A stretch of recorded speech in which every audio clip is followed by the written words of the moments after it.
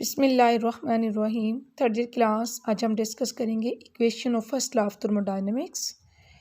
इसमें हम ये देखेंगे कि हमने एक वेसल लेना है, ठीक है। उसके अंदर गैस है और उसके ऊपर हमने एक पिस्टन रखा है और उसका इनिशियल वॉल्यूम जो होगा स्टूडेंट्स वो है V1 और उसकी इंटरनल एनर्जी जो है वो E1 है। जैसे ही हम उसको हीट सप्लाई करेंगे तो क्या होगा कि उसका वॉल्यूम जो है वो V1 से V2 में इंक्रीज हो, जो उसकी जो इंटरनल एनर्जी होगी वो क्या होगा स्टूडेंट्स, वो इंक्रीज कर जाएगी फ्रॉम E1 टू E2, ठीक है, जैसे कि हम फिगर से नज़र आ रहे हैं। और प्रेशर जो है पिस्टन वो ऊपर की तरफ मूव कर जाएगा, ठीक हो गया। देन हमारे पास जो क्वांटिटी ऑफ हीट सप्लाइड है वो क्या करती है, यही चीज़ मैंने आपको जो बताई है। तो चेंज इन इंटरनल एनर्जी हमारे पास क्या आ जाएगा, delta E will be equal to E2 minus E1, ठीक है।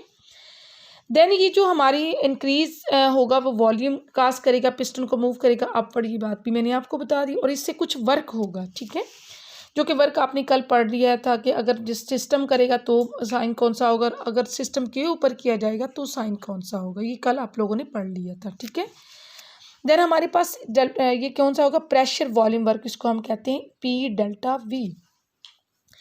अब हमारे पास है according to law of conservation of energy, the quantity of heat supplied to the system must appear as an increase in the internal energy of the system and as work which is done by the system. Thus we have Q will be equal to delta E plus W। या delta E हमारे पास किसके equal हो जाएगा students, Q minus W। अब इसको हम क्या कहते हैं, ये इक्वेशन हमारे पास किसकी आ गई है, फर्स्ट लॉ ऑफ थर्मोडायनामिक्स की। Delta E will be equal to Q minus W। अगर वो कहते हैं कि स्मॉल चेन में हमने शो करना है तो D E is equal to D Q minus T W, और इससे भी अगर स्मॉल में हमने शो करना है तो स्टूडेंट्स हम इसको लिखेंगे D E will be equal to partial Q minus partial W. अब हमारे पास इसके बाद what are the applications of first law of thermodynamics. तो फर्स्ट लॉ ऑफ थर्मोडायनामिक्स जो है वो जब हम इसको अप्लाई करते हैं टू वेज में करते हैं, एक होता है एट कॉन्स्टेंट वॉल्यूम एंड एक होता है कॉन्स्टेंट प्रेशर पे, ठीक है। जब हमारे पास कांस्टेंट वॉल्यूम होगा तो del we will be equal to zero हो जाएगा स्टूडेंट्स। तो हमारे पास according to first law of thermodynamics delta E will be equal to Q V minus P del V. Del V की जगह जब हम जीरो पुट करेंगे तो हमारे पास क्या आ जाएगा, del E will be equal to Q V. वो कहते हैं quantity of heat supplied at constant volume is equal to change of internal energy. Then हमारे पास है students process at constant pressure. तो हम जब प्रेशर की बात करते हैं तो प्रेशर में क्या होता है, हमारे पास जो है वो प्रेशर कांस्टेंट होता है, ना कि वॉल्यूम कांस्टेंट होता है। तो हमारे पास delta E will be equal to E2 minus E1 आ जाएगा और वॉल्यूम जो होगा वो V2 माइनस V1 आ जाएगा।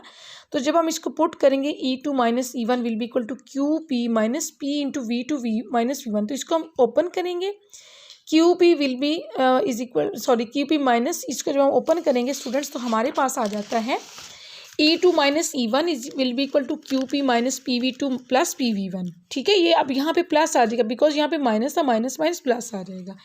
अब हम एक जैसे जो टर्मिनल्स हैं उनको एक साइड पे ले आएंगे। E2 minus E1 plus PV2 minus P1 is equal to Q P. ये आप मैथमेटिकली करेंगे तो आपको समझ आ जाएगी स्टूडेंट्स, ये आप लोग खुद भी कर सकते हैं।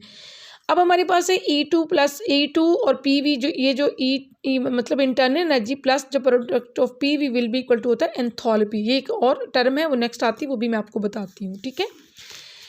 तो हम क्या करेंगे, एंथैल्पी एट जो है वो final state, enthalpy at the initial state. ये देखिए जैसे हमने यहाँ पे किया E2 minus H1 will be equal to Q. तो स्टूडेंट्स हमारे पास ये क्या आ जाएगा, H2 minus H1 will be equal to delta H is equal to Q P. अब इसका मतलब है क्वांटिटी ऑफ हीट सप्लाइड जो होती है वो at constant pressure will be equal to change of enthalpy, जबकि कांस्टेंट वॉल्यूम पे चेंज होती है जो quantity of heat supplied will be equal to change in internal energy, ठीक है। अब आगे हमारे पास व्हाट इज एंथैल्पी, ठीक है। एंथैल्पी को हम डिफाइन कैसे करेंगे, the total heat content of a system eight constant pressure is called enthalpy. और ये किसकी इक्वल होती है, मैंने जैसे आपको पहले बताया, internal energy plus the product of pressure and volume के बराबर होती है। अब यहाँ पे एक टर्म आ गई है, what is state function. State function students हम उस चीज़ को कहते हैं जो इनिशियल फाइनल स्टेट पे डिपेंड करती है, उसको हम स्टेट फंक्शन कहते हैं।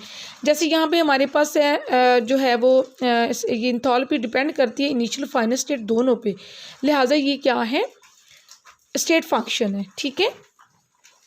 अब हमारे पास क्या है, delta H will be equal to del E plus P delta sorry P है, तो अगर हम इस पे इसके ऊपर जो है वो चेंज लगाएंगे, पहले हमने H is equal to E plus P, जब हम चेंज करेंगे तो हम क्या करके del H will be equal to del E plus del P V, तो दोनों के ऊपर जो है वो आपके पास डेल लगेगा। जैसे अब इसको हम खोलेंगे, at constant pressure del P will be equal to zero, है इक्वेशन 1। तो हमारे पास क्या हो जाएगा, ये इक्वेशन बन जाएगी। Now according to first law of thermodynamics, delta E जो है वो किसके बराबर होता है, Q minus P delta V. तो हम इसकी जब वैल्यू पुट करेंगे तो हमारे पास क्या आ जाता है, delta H will be equal to Q P, जो कि हम ऊपर प्रूफ भी कर चुके हैं। ठीक हो गया स्टूडेंट्स। देन स्टूडेंट्स हमारे पास है thermodynamic behaviour of an ideal gas. ये हम इसको कैसे करेंगे, thermodynamic behaviour of an ideal gas. अभी मैं ये टॉपिक देख लूँ कि इसमें है या नहीं है, तो फिर मैं आप लोगों को करवा दूंगी। चलिए ये कर लेते हैं, अगर ना हुआ तो फिर आप छोड़ दीजिएगा। किस गैस को हम आइडियल किस टाइम कहते हैं, जब वो गैस लॉज को ओबे करती है, उसको हम उस टाइम जो है वो स्टूडेंट्स आइडियल गैस कहते हैं। अब वो कहते हैं कि इंटरनल एनर्जी जो ई है गैस की, वो एक फंक्शन है किसका, टेम्परेचर का और वॉल्यूम का। अब ये जो फार्मूला है ये ऐसा आपने प्रिंसिपल्स ऑफ कैलकुलस का फार्मूला है, D E will be equal to rate of change of internal energy. इसको पढ़ना ऐसे है, rate of change of internal energy with respect to temperature at constant volume into dt plus rate of change of internal energy with respect to volume at constant temperature into dV। अब वो कहता है the partial differential term indicates that, ये देखिए आगे वो यही बात बता रहा है आपको कि ये जो है ये किसको डेजिग्नेट करती है और ये किसको बताती है। ठीक हो गया। अब वो क्या कहता है कि according to first law of thermodynamics, ये हमारे पास क्या आ जाएगा, Q minus W students. Then हमारे पास चेन कंपेयरिंग इक्वेशंस 1 and 2। कौन कौन सी इक्वेशंस को हमने करना है कंपेयर, 1 and 2 को। तो हम क्या करेंगे, डी ई जो हमने पीछे लिखा था उसकी जगह Q माइनस डब्ल्यू लिख देंगे और एज सच वही फार्मूला आ जाएगा। देन हमारे पास Q इधर रखेंगे, W उधर ले जाएंगे। अब वो कहते हैं कि if the ideal gas is allowed to expand in vacuum it will not do any work against the external pressure, thus W will be equal to 0 when the quantity of heat supplied remains constant during expansion, then Q will be equal to 0। सब पहले बात हमने की है कि gas allowed to expand करते हैं vacuum में, तो ये कोई वर्क नहीं करेगी, तो W क्या हो जाएगा, 0 हो जाएगा। और क्वांटिटी ऑफ हीट सप्लाइड भी अगर कांस्टेंट रहती है तो क्या होगा, Q भी 0 हो जाएगा। और अगर टेम्परेचर ड्यूरिंग एक्सपेंशन वो भी हम कांस्टेंट रखते हैं तो वो भी 0 हो जाएगा। मीन कि हमने यहाँ पे 3 चीज़ों जो है वो 0 कर दी। ठीक है, this one 0 and this will be 0। तो हमारे पास ये टोटली जब हम 0 से किसी चीज़ को मल्टीप्लाई करते हैं तो वो क्या होता है, वो 0 हो जाता है। अब वो क्या कहता है कि ये इक्वेशन जो है वो is equal to 0 as a gas is expanding in vacuum, hence D V के नॉट बी 0। तो डी वी हमारा कभी 0 नहीं हो सकता। This equation shows that at constant temperature the internal energy of the ideal gas is independent of its volume।